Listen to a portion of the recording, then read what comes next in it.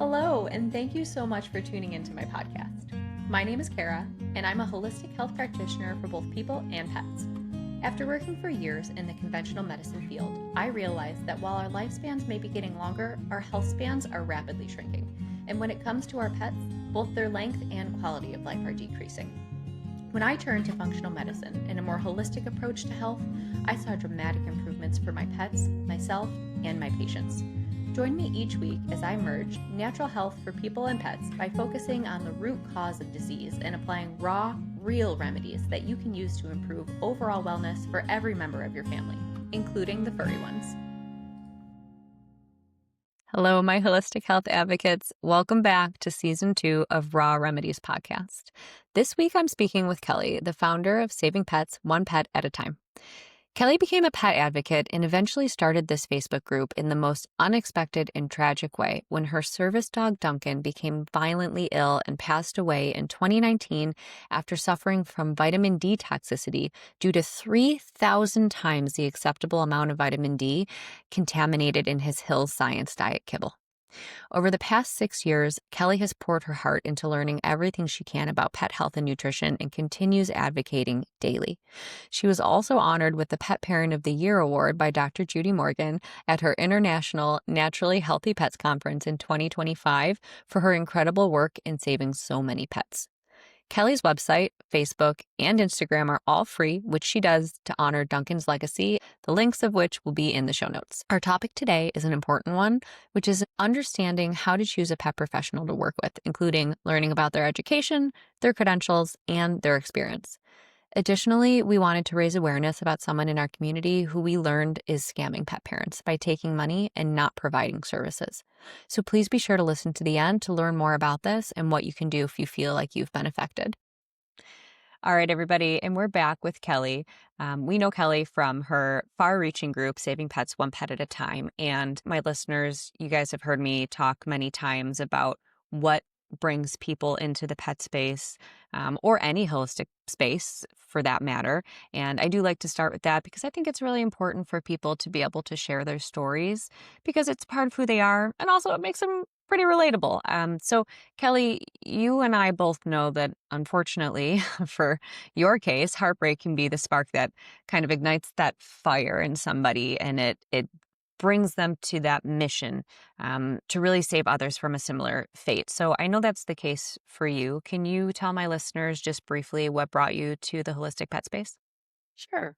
Back in 2019, my dog Duncan got very sick from Science Diet dog food, and within 36 hours, he ended up dying from it. Mm. I didn't really know that was the dog food, but based on his Uh-huh. symptoms, he had lost half of his body weight in 36 hours, frothing at the mouth, having seizures, tipping over, and so the vet kept saying, "I'm not sure what it is. I'm not sure what it was." So I put a warning out on Facebook to like every Facebook of I joined like thousand Facebook groups and Uh-huh. just warned people and said, I think it's the food. And I just said, is anybody eating Science Diet and your dog's sick? Well, the next morning I woke up and I had 12,000 messages in my box, Oh my on God. my Facebook box. I'm like, okay, this is a problem. And so everybody's asking me, Kelly, what do I do? I'm like, I don't know. I killed my dog. And so a couple of holistic vets had saw it. And so they started reaching out to me saying, hey, we're going to try to help you. So I was copying and pasting everything they were saying. And then that went on for about 90 days. But then 2 weeks later, after that, all those emails started coming in or messages started coming in, Hills issued a recall. And I Uh, saw it on their Facebook page. And so I read everybody's comments and they weren't responding to anybody. And so I decided I would write them and say, hey, Duncan was a seizure dog. I spent $13,000 for him and I expect you to call me. So they did call me and they talked to me and they basically said, yep, sorry, we put 3,000% too much vitamin D in our food.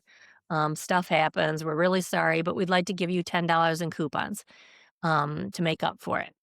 So in the meantime, out of sheer luck, I got a text message from a lawyer, I guess, who had seen my messages and texted me and said, I want to represent you in a class action lawsuit. So I filed the class action lawsuit, which we ended up winning in 2021, representing thousands of pets. yeah. And Then the vets convinced me. They said, "Kelly, you're killing yourself. You haven't slept in 90 days. You need to open a Facebook group." So, Saving Pets One Pet at a Time, the original was born, Yeah. and I created that. And now we have 171,000 members, and it's going like gangbusters. And as you know, I've been fighting a lot of different fights. I am not shy. So I don't have a dog anymore. But I've gone to a lot of pet nutrition because it really bothered me that I killed Duncan. And I know Yeah. people say I didn't kill him, the science diet killed him, but I feel like I killed him. So I went and took a bunch of nutrition training. I started watching every video, went to conferences and things like that, and started learning a lot. And then I thought, well, you know what? I can't close the group now because it's adding value. Well, obviously, I didn't think it would get as big as it is and as time consuming as it is because I have no life anymore. But I think it's doing a good service and it's helping a lot of people. It's keeping me active, so that's good. So that's where I'm at. Yeah. And, I understand the pain that you feel because when I was younger, now this was far before, and I didn't even put the connection together, but when I was in high school, I had a cat, my childhood cat, and she only lived to be 10. And then she went into acute kidney failure and had to be euthanized within 24 hours. And we didn't realize at the time we had all the warning signs, but we didn't know what they were. Recurrent UTIs, drinking all kinds of water. And then when she died at such a young age, the vet never told us anything about it, but we were feeding like a literal, not even no name brand, get it off of the Walmart shelf dry food for her. She never had any wet food ever in her entire life. And that killed her. Yep. And I didn't put the connection together until almost 10 years later when I finally had dogs and all my dogs were getting sick eating kibble. And then I realized, oh, I gave my dog pancreatitis. Oh, I gave my dog bad allergies. And then I was able to go back and say, oh, I killed my cat. Right. And it's really heartbreaking because, of course, we didn't do it on purpose, but that ignorance is what led to their demise, early and in both of our cases, tragically. And it's not fair, that this is allowed to happen. And it's not fair that it still is promoted and it's considered the norm. It's not fair that veterinarians aren't taught about this in school. There's just a lot of things about it that are unfair. But luckily, we have a big and constantly growing space, and we advocate for this. And I do think that things are changing. So now you've been doing this for almost 7 years now since this happened. Through your Saving Pets platform and going to conferences and speaking with experts. What changes do you feel like you've seen in the community over the past 10 years or so? I've seen quite a few changes, like you said. Yeah. I think at the beginning, when I first started, people were like they weren't sure who to believe and things like that, and a Uh-huh. lot of these advocates and vets were just getting started and just starting to get a platform. But the platforms are pretty large now. Dr. Becker, Dr. Morgan, Susan Hmm. Thixton, those guys have quite a voice. Oh, And yeah. obviously, I've got 171,000 people, and so I think we're making a difference. I think also that. We spend a lot of time educating people on don't believe the marketing ploy. Prepare yourself before you go into the vet. Be prepared. Do your research and those types of things. So the better educated a person is before they go to meet with their vet, or even more importantly, stay out of their vet's office and only Hmm. do wellness checks when you absolutely have to, or when your pet's sick. But there's so many other alternatives, and there's so many holistic vets now that are available to do online consults and things like that. And so people should avail themselves of those opportunities because there's certainly different ways to skin this cat. And, I was telling somebody the other day, they said, well, I just saw that so and so, a huge celebrity, is promoting this dog food, so it must be good. I'm like, okay, Oh, as soon as you see a celebrity doing it, you need to run for the hills. I said, because you need to follow the dollar signs. Who are yeah. they being paid by? I said, they probably don't know a darn thing about the pet food. So I pulled up the ingredient label and ripped it apart for her in 2 minutes. She's like, holy mackerel. So you just can't believe what you see. It's just like when you watch on TV and they come across with new medication that's out there, and they tell you all the side effects, and you're basically gonna grow 2 heads and maybe an extra testicle or 2 or what have you. Well, that's a problem. Or it's gonna shrivel up and fall off. Right. That's a problem. So, Oh. buyer beware, and you have to be very conscientious, and you can't assume that the manufacturer is going to tell you because, as you know, Kara, manufacturers don't have to tell you when they change the ingredients in their pet food, when they change their labels or anything. There's very few regulations on the manufacturers. And why is that? Because the manufacturers are huge companies and they pay a Mhm. lot of money to the FDA and to the Congress people and stuff for their campaign contributions. And so they're not regulated very much. Yeah, it's very frustrating, and that's not even it doesn't just stop at food. No. That's the problem with supplements and pharmaceuticals. There was just a huge recall on statin medications, atorvastatin, that You saw everybody that. and their mother is on for cholesterol, which, by the way, statins cause all kinds of problems, and I hate them. But so it's not just the food; it's a lot of these things that are supposed to be regulated by the industry, and they can change things, and they don't have to tell you, and they can do a recall, and it can take a really long time to gather enough information and have the numbers to then put the recall out. And at least with medications, they have to issue something. With food, they don't have to send it out to everybody who bought the food. No, They they can don't. just put it out somewhere online, the FDA will list it on their website, but that doesn't mean that it gets disseminated and made public. So, it's very frustrating. But on the other hand, the brighter hand, you are right. We do have a lot more people who are growing and raising awareness, people who are holistically or integratively minded, that are going to reach for a balanced approach to things, right? Not just slap a pharmaceutical on as a band-aid and try and cover up a symptom, rather than getting rid of like working toward the actual problem to begin with. And one thing that seems to have been born out of this need, where pet parents are trying to be more informed, and they are reaching for someone that isn't just their conventional corporately owned vet clinic, is pet professionals, right? So now we have this rapidly growing population of kind of broadly what we're calling pet professionals. So people who are doing consults, people who are making businesses, people who are getting trained in nutrition and other things. How do you how do you feel this influx of pet professionals is impacting our space?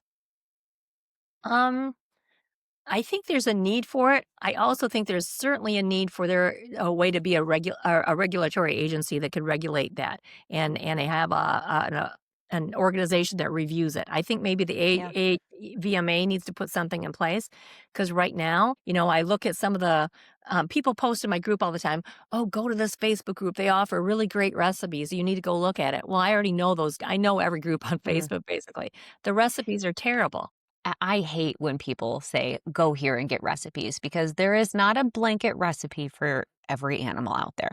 That makes me very aggravated. That's like a pet peeve of mine. Right. Yeah. Yeah. So, you really need to be careful who you take advice from, including Yeah. me. If I were you guys and you're in my group, I wouldn't trust me blindly.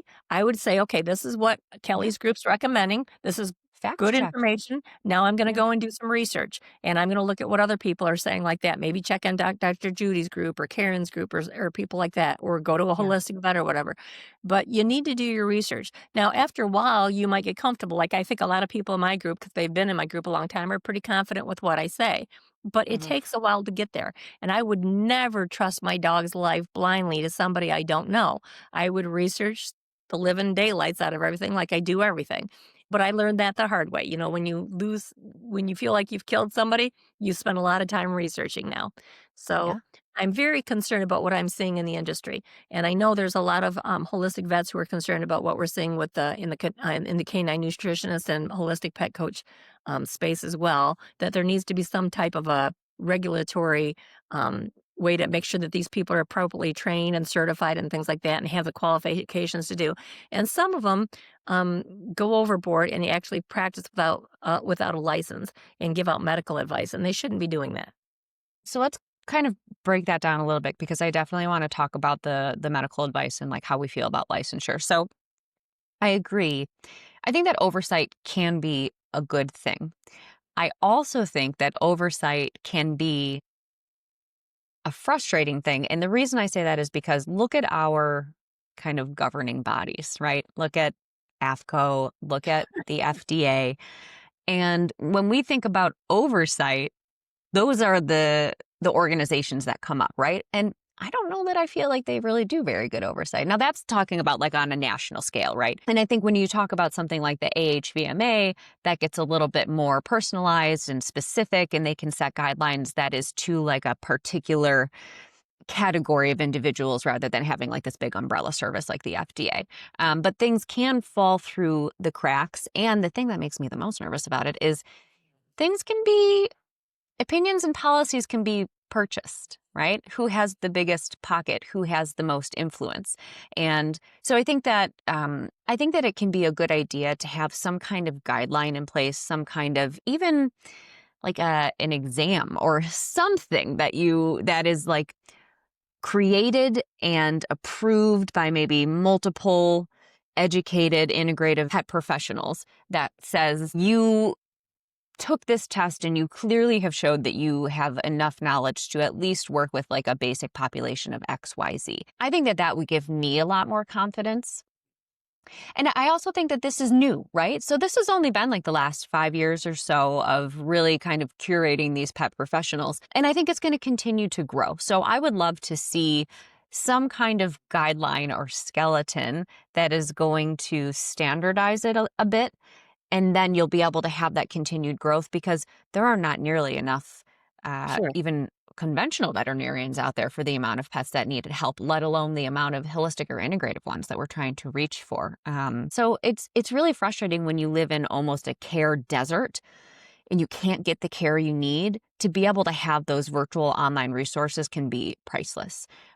But you need to make sure that it's not at the expense of your pet. And it does make me nervous when I see people doing what you said, almost almost acting like they're practicing veterinary medicine without being a vet and without having a license. That's scary, and Yeah. and they shouldn't be doing that at all. Right. Now, Kara, one of the things that I was talking to a couple of vets online about, because this is a big Uh-huh. issue right now, and they're all talking about it with me, Yeah. is that, they would like to see, and they're thinking about how they could go about it, is putting like an internship in place where they would have pair people up with some integrative vets and holistic Hmm. vets, and you would do an internship for maybe 6 months to a year, and then they can, oversee what you're doing and things like that. I think that's a great idea, and see I how they're doing. love that. Yeah. Yeah.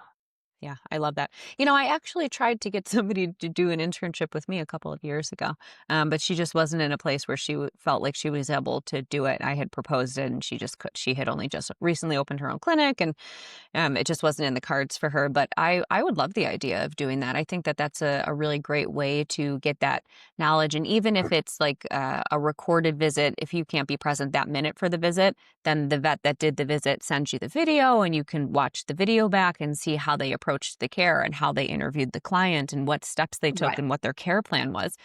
That's because I know from working in medicine as a nurse practitioner for a decade, school is not a job. And what you learn in theory in school is not what hands-on profession is like. And some people learn that the hard way. So, yeah, I Right. think that's having some kind of internship after doing your educational program would be a phenomenal way to really let people get their feet wet and then have someone to partner with.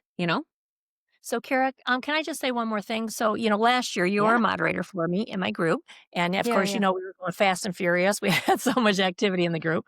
So, at that time, I had several canine nutritionists that were helping me. And Hmm. as you know, I asked everybody for their certificates and said, I Yeah. want to see their certificates, the amount of training they had. You were the only one that had a significant amount of training. And a lot of it was, of course, you're a nurse practitioner, so you have a lot of Yeah. background there as well. Um, Most of the people that I had anywhere between 4 hours and 30 hours of training. And then when I looked at what they were charging anywhere between $300 to $900. Well, to Yeah. me, when I look at my vets that I have 13 holistic vets in my group who do online um, consults. They charge anywhere from $300 to, depending on the severity of the situation, to, 900, $1,000. Yeah. To me, if you're going to spend money, I'd rather have you spend it there because chances are a lot of times you're not just doing a nutrition consult. It's going to dovetail into now I've got allergies, I've got this, I've got this, I've got this. Yep. Well, you know what? Just go to the vet. Now, I will say, in your defense, that I think you're very reasonably priced for the skill set that you have. And Mm. so you are the only canine nutritionist that I recommend on my site. And I, as you know, I am very reluctant to to recommend any canine nutritionist because I've had such bad experiences with them. Yeah. But I do think you're reasonably priced and you offer good advice. So I give kudos to you for that. Well, thank you. I appreciate that. And you're right. I think that cost can kind of make or break somebody's ability to do a consultation, which is really, that's why it's so frustrating when you are doing private pay or out of pocket care. And I can kind of relate that back to like conventional human providers versus functional medicine providers. So when we talk about credentials, I think that it is a really great idea to ask for credentialing. But one thing I want to make clear to people is, yes, I'm a nurse practitioner. And yes, I've been working in the human healthcare space for a decade, even though I know I look like a baby. But for 12 years, I've been doing this. And the amount of nutrition training, would you like to guess how many hours of nutrition training I got across my nursing degree and then across my master's of nursing degree in school? 4 hours. 0 hours. Yeah, that's 0 crazy. hours. We do not learn about how nutrition impacts health. Right. Neither do doctors. They get 8 hours. 8 hours across 8 to 10 years of training. And Yeah. I mean, it's very Yes. biased nutrition training as well. It talks about, they tie in pharmaceuticals with that training. And so I had to go back at my own additional expense and get nutrition training. And there are like actual nutritionists out there who legitimately went to school for nutrition, like that is their degree. They're a nutritionist. Mhm. I went and I did functional medicine training because after all of these years of working in medicine, I realized that conventional medicine isn't actually fixing people. It's prolonging life, sure, but it's not improving health.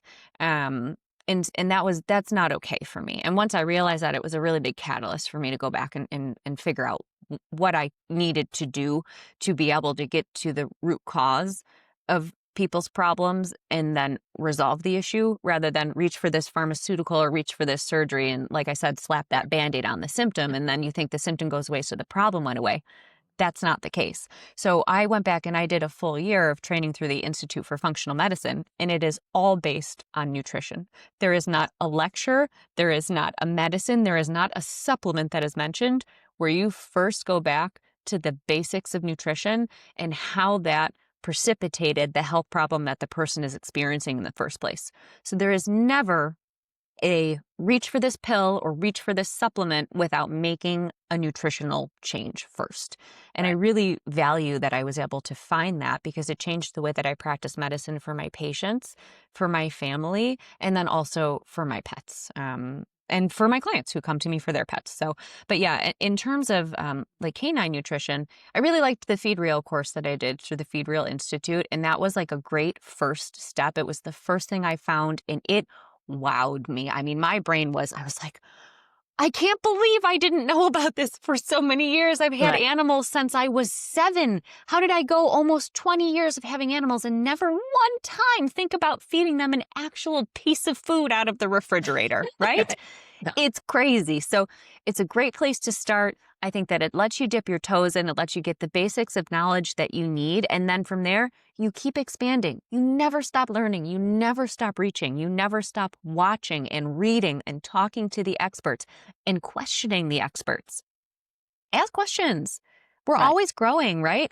I started out, I don't know who decides that like 20-something-year-old nurses should be out there saving lives, but I started out as a 20-something-year-old nurse, and everything that I thought I knew back then is paltry compared to what I know now. And I'm sure in 20 years, I'm going to look back again and go, man, when I was 35 and I thought I knew all this stuff, it doesn't even touch the amount of information that I know now. I will be a lifelong student forever. And I think Yeah. that's the best way to practice any kind of health.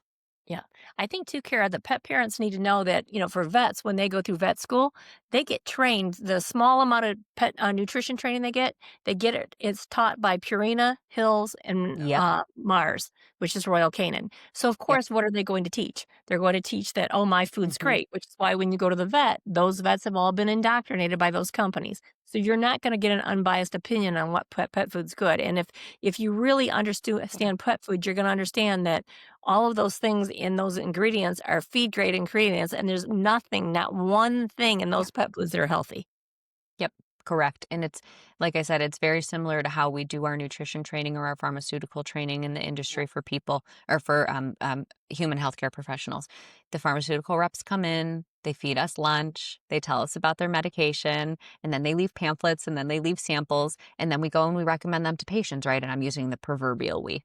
but but it's the same thing for veterinarians, right? These kibble reps, they come into the school and they lecture about how this prescription, quote unquote, kibble will help with kidney disease. This quote prescription kibble is going to help with your dog's GI issues. And then they give them free bags of food and they give them affiliate links. And it's not that human pet or it's not that human healthcare professionals or animal healthcare professionals are purposely scamming you or selling you something that they know is harmful so that they can make a small percentage in their pocket. It's because this is legitimately what they're trained. And I can attest that that was me for 10 years. I Right. did not know any better. This is what they taught me. I didn't ask questions. I paid a lot of money for my degree and I thought I was getting the best education possible. Never once did I stop and think that it could possibly be biased and that that would affect my patients in the long term. But Right. it did. And now I'm wiser and I made changes to do better. Mhm.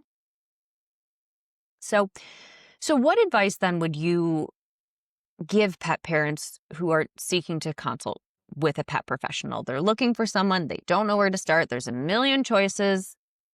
What would you recommend? How would you steer them in the right direction? Okay. Well, on my website, and Carol will give you guys my website address, I do have a page that's called Choosing a Vet, and I have it all documented, and I have a little graphic, and then I explain every single thing. So I would never, ever go into a vet blindly. I would research them all. I would look at what their reviews are on the Better Business Bureau. I would look at the Mm. reviews that are on Google Reviews. I would go into their office before you even hire them. If you're located close by, I would see what's hanging on their walls. I would ask them for references and I would check references. I would go on different Facebook groups and say, has anybody heard of these vets? What do you think? Um, and then I would go in and interview them. And when I go in and interview them, I would go in and say, what kind of food do you recommend? Are you okay with raw or gently cooked feeding? Hmm. Will you support that? How do you feel about titer testing? Will you do titer testing? Um, when you need to do a medical procedure or administer medication, will you allow me to be back there with a pet or do you just do it on your own? Because I've had a zillion horror stories in my group where the person's sitting out in the lobby waiting for their pet and they only approved A, B, and C, but they came out and all of a sudden A through WQ was done, and all of a sudden Yep. the vet bills $4,500. No, Yep. no, no, no, no. That is not going to happen with my dog. I guarantee you. Um, and so you just need to. You are your pet's advocate. Nobody else can advocate for your pet but you. And again, you need to understand that you are the client of the vet. They're not the boss. You are. So you need to find somebody who will work collaboratively with you instead of saying it's my way or the highway, because there's other Hmm. vets who are going to be willing to work with you. Or, I have some people say, well, Kelly, I live in a remote location and I don't have access to a lot of vets. I have to go to a traditional vet who, quite frankly, isn't very good. So my advice then is if you're 4 hours away and you can't get to something, then go to that vet only if you absolutely have to for maybe medical procedures, but then hire a holistic vet online and do most of your work with them. And then they'll say, okay, we need to get this test run. You can go to that vet for that, but don't allow them order anything else but that. Um, Also, there's labs that you can do online, like Affordable Pet Labs and VDI and a few other labs that can run some things for you and save you some money. So you need to get creative of how you could go about doing this. It might take you a little bit more work, but it's going to save your pet's life and probably save you some money. Yeah, I agree. And I think that The idea of interviewing a pet professional is so underutilized. Yeah. I've had veterinarians turn me away when I said that I wanted to interview them before just blindly making and paying for my first appointment, right? That's why I think that discovery calls can be a really great resource. 15 minutes, get on a phone or a Zoom call, hear their voice or see their face, ask them questions and say, how do you approach functional care? What is your philosophy of care? How do you feel about feeding fresh food? And you're going to get an idea pretty much immediately if they resonate with you and if you guys are going to be on the same page, because not everybody has to like everybody and not everybody has to get along with everybody. I think that we should all be like respectful and professional with each other, but you just might not jive with someone, and that's okay. That just, maybe they're right for the next person, but they're not right for you. And if that's the case, you move on to the next. That's totally fine. So I think that having a discovery call, which I would consider like an interview, Mhm. is a great way to determine if somebody is the right person for you to work with. That being said, and we touched on briefly practicing without a license. We do want to talk about a topic that ties in with this, and we're not going to call out this person by name just because it's a little bit of a delicate manner, essentially, while this is being investigated and pursued. But Kelly and I both know that there's a certain individual that has been, for lack of a better word, lurking in the natural pet space. And this woman is a professional scammer, and she's stolen, that I know of, probably at least $50,000 worth of money from both aspiring pet professionals as well as desperate pet parents over the past couple of years alone. If a pet parent feels like they may have been scammed, what would you advise they do? Okay. Um, if you feel like you've been scammed, then my recommendation, well, for example, for that person, there's actually a Read It group dedicated just to that Mhm. person with over Yeah. 24 people who've been scammed. That's pretty sad. So if you feel you've been scammed, then I would take it. If you can find out where that person is located, go to the attorney Yeah. general's office in that state where that person is located, file with the state. I would also go to the Better Business Bureau Uh-huh. and put a review on there. In this particular case, that person and her spouse harass the person who is concerned because they've had things stolen from them, money stolen from them. They'll harass them and scare them with a cease Uh-huh. and desist order. Um, don't fall for that. You need to go to the Better Business Bureau. You need to file with the Attorney General's office. If enough people do that, then they will take it up and they're going to say, we need to look into this. And in this case, this person has gotten away with a lot. Yeah. They have moved from multiple states to multiple states, has multiple names um, and aliases. Yep. So, Yeah, they're using a fake name, well, an alias, I guess. But they don't have the credentialing that they state verbally that they have, so that's a lie. They also have lied about their background, saying that they went to law school and worked in law. That is another lie that they perpetuate. And yes, they will send, essentially, if somebody tries to make the information public, post on Facebook, post on Reddit, etc. This person will send them this kind of fake cease and desist. It's not really from a lawyer. It's just something that you can put into ChatGPT and they'll write it up for you, saying like that you're slandering them essentially, and that if you don't be quiet, then they're going to bring legal action against you. I will tell you for a fact that they will not, because they don't have the money to do it, because they continue scamming people because they don't have money. So they are. I mean, this is a professional scam artist, and because this has happened across so many states, it's considered wire fraud, which is a federal crime. And so I was made aware of an email that was created in order to gather essentially as much information as possible about the people that this individual has scammed. And that email, and I'll put the link below as well as a link to the Reddit thread that we learned about. That email is justiceforpetparents@gmail.com. And if you think that you've been scammed, like I said, you can reach out to this email, say who you feel took your money from you, and give a description as well as any receipts, screenshots of text messages, email chains, credit card disputes, etc., whether or not you got your money back, how much money they took from you, if your pet was harmed by this person, either by neglect or by actual bad advice. Include all of that information and submit it. I submitted mine because I know that this person took money from me a few years ago when I was seeking some advice. And so I would definitely encourage, it's not okay to let anybody get away with this. And it took a while for it to be realized, but this has been going on for a long time and it's quite far reaching. So, Yeah. And Kara, in this case, this person's also practicing without a license as well. yes, we have learned that this person will take people off of medications, which you can certainly talk about the medications that your pet is on with a pet professional if they're not a veterinarian. And they can always say, maybe you could talk to your vet about tapering, or I know of this great supplement that works similarly but is natural. Perhaps bring it forward with your vet, right? But if you're not a veterinarian, you should not be taking an animal off of medication. Right. So yes, we would consider that practicing without a license, and that's a big problem because it's dangerous, and she's not a vet. So, um, don't be afraid if you've received this cease and desist or threats. Please feel free to come forward, and if the best you can do is come forward anonymously, that is also helpful. So justiceforpetparents@gmail.com is the email that was shared with me. I would strongly recommend reaching out. And Kara, I'll put this video whenever you publish it. I'll put it out in the Read It group as well so the people will see it. Excellent, excellent. Yeah. Is that how you say it? All Is of it this read time it or I've read? called it It might be Reddit. read, I don't know. REDD. Yeah, it's probably Who Reddit. knows what everybody knows what we're talking about. REDDIT.com. The other thing I would say too is how this all got started was a few weeks ago. I had a rash of people who were having concerns about this individual. And of Yeah. course, I reached out to you because I know you had been impacted. Uh-huh. Um, and I had just had enough because I've had probably 14 of them in my group in the last year, and I just can't take Yeah. anymore.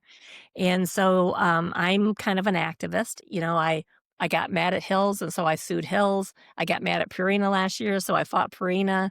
And I Yeah. just don't want this person. She's stealing from people. She's harming pets. It's wrong. And Yeah. so, if you're not sure where to go, I would recommend that you go to like my group and bring it, whether it's this person or whoever, Mm. it should bring it to other people who maybe, like I have a platform. I have a large platform in the pet industry that I can get the word out. Bring it to our groups too and say, hey, is anybody else having this problem? And we'll help you Uh-huh. research it. And I can tell you, you know what?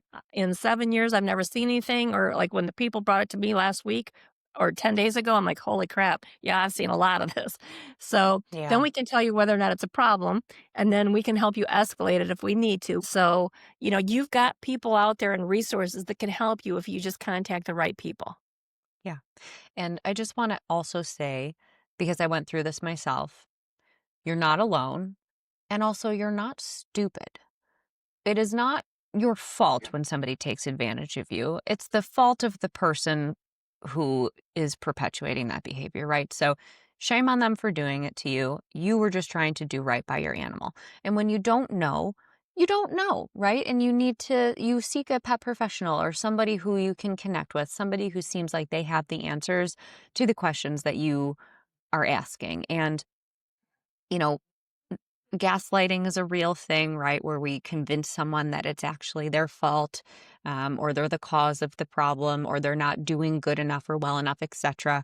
So, the emotional fallout to being scammed, it can be very impactful. It's not just the money that was taken, it's Right. also the time and the emotional drain on that person and on that family. So just know that if something like this did happen to you, please don't be embarrassed. It is not your fault. This person is a professional in the worst sense of the word. And I really hope that if enough people bring forward their evidence, then something will happen. And if it ousts them from our community at the minimum, then I will still take that as a win because then we will have protected all of the pet parents who are out there trying to do their best on behalf of their animals. So, Right.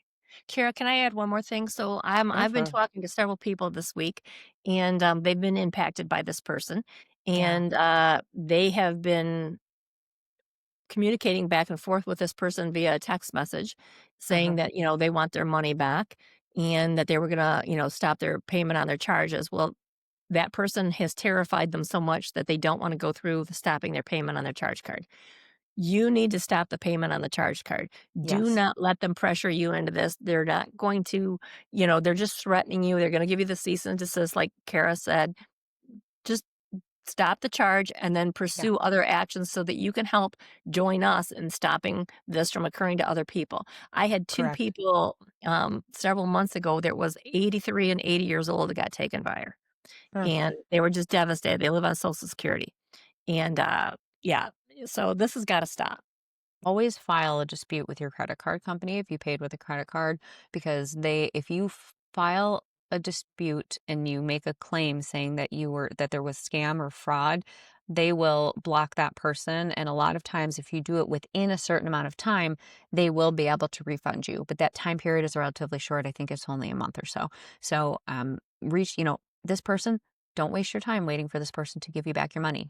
They're not going to give it back to you. They do not have it. Right. So they'll string you along and say, oh, I submitted the refund. It'll come back in 7 to 10 days or 2 weeks, or insert lie here. They are not sending it to you. Turn off the payment, file a dispute with your credit card company. Okay. So, and then of course, call the Better Business Bureau. Submit your information to that justiceforpetparents@gmail.com. Go to the Saving Pets One Pet at a Time Facebook page, put your information on there if you want, and say, I think that I'm being scammed. This is, what happened. Has anybody else experienced this? Other people will be there to help you. You're not alone in this. Okay. And if you do that, I'll post it on multiple different people's pages, a lot of the Hmm. different vets pages and stuff like that. Try to find out, do any of them have experience with it too? Correct. And when I did that, this is really blown up then. Correct. And you can post anonymously, just so you know. So if you go on a Facebook group and you want to make a post, there's a little button at the top that says post anonymously, and you click that, and then your name and your information is not available for anyone to see. So you don't have to be afraid that your name is out there if you want that. So please feel free to make an anonymous post. You can still be helped in that way. And then if you're afraid, your name is not available. Okay. Right. So I would do that. Kelly, how can people find you and also support your mission? Because, I mean, beyond what we just talked about today, you're here for all of the pets in all of the places, and you do a lot of work tirelessly. So, how can people find you? Okay. So I have the Saving Pets One Pet at a Time, the original Facebook group. We had to put the original after it because last year I got so huge that Yeah. three groups spawned themselves and tried to steal my people. So now we're called the Yeah. original. So, Um, in parentheses, right at the end, it says right, Saving Pets One Pet at a Time, parentheses, the original. That's the Facebook group. right. And then Okay. my website is www.savingpets1pet@a time. And then I'm also on Pinterest, I'm on YouTube, I'm on TikTok now, I'm on Instagram, all under Saving Pets One Pet at a Time. I have a lot of content on Instagram. I don't have a lot on TikTok or anything yet. Somebody young like you, Kara, they just got me into all this stuff, so I'm gonna start all the social You media. know what? Let me tell you, I feel like an old woman because I can do Instagram, but TikTok just confuses me. Yeah. So I barely sleep, so I'm like, they're like, "Kelly, how come you're not doing this?" I'm like, "'Cause I only sleep 4 hours a night. I can't do anything else. I'm yeah. killing myself here." Yes, Kelly does a lot, and she has been doing it for a long time. This woman has more than deserved to retire a long time ago, and she has not because she tirelessly continues this mission. So please support savingpets1pet@a time.com is a great place to go. There are so many resources there. And then the Saving Pets Facebook group is a great place for community and being able to interact and chat. So I definitely recommend, and I will put all of the links to all of the places in the show notes. So, Kelly, thank you a million for coming on and taking the time to talk to me about this today, for continuing your mission always, and for, unfortunately, having to warn pet parents about this scammer. But we really appreciate you and everything that you do. Okay. Can I just add one more thing? If you Oh, guys go yeah. to my website and you go to my Canine Nutritionist link, you will find a link to Kara. So if you want to hire her Huh. to do a consult, she's on there as well. And then I also have a link to, I believe it's 13 holistic vets that do online consults as well. Yeah, and these vets are phenomenal, Yeah. and they can be They're a the best really, of the really great best. Yeah. resources, and that's why it's so nice to be able to do this stuff virtually because it extends that outreach everywhere. So, and then of course my info will be below as well, but my info is always there. That's old news. Yeah. All right, Kelly. Until next time. Okay, thank you. Bye, Bye-bye. everybody. Nice talking to you. Thank you for listening. Please remember that you, yes, you, are the driving force that helps keep small businesses and platforms like mine running. So if you liked what you heard, please like, share, and most importantly, rate this podcast. It's the only way we can reach more people and spread the word about natural health. None of the conditions discussed or recommendations given are meant to replace the advice of your health provider. So if you have concerns about yourself or your pets, please confer with a human or animal health practitioner. Have a super fantastic day, and I'll see you next week.